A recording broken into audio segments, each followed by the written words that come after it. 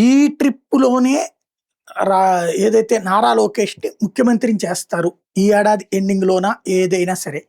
ఈ టైంలో ఆహ్, జ ఎందుకు పవన్ కళ్యాణ్ అంత ఆవేశంగా ఊగిపోతూ మాట్లాడుతున్నారు అంటే, కాపుల నుంచి కానీ, లేదా ఆయన అభిమానుల నుంచి కానీ రివోల్ట్ రాకుండా ఉండడానికి. భవిష్యత్తులో ఆయన 10, 15 ఏళ్ల పాటు ఉండడానికి సిద్ధపడ్డారు. కానీ ముఖ్యమంత్రిగా లోకేష్‌ని చేస్తే అప్పుడు వీళ్ళు అంగీకరించరు కాబట్టి వాళ్ళని కన్విన్స్ చేయడానికి ఈ రివర్స్ ప్లే చేస్తున్నారు.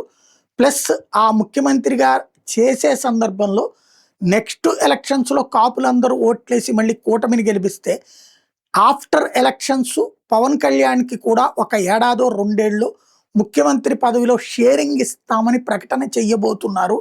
తద్వారా నెక్స్ట్ ట్రిప్ విజయానికి కూడా స్కెచ్ వేసుకున్నారు అన్నటువంటిది నేను గతంలో విన్నాను.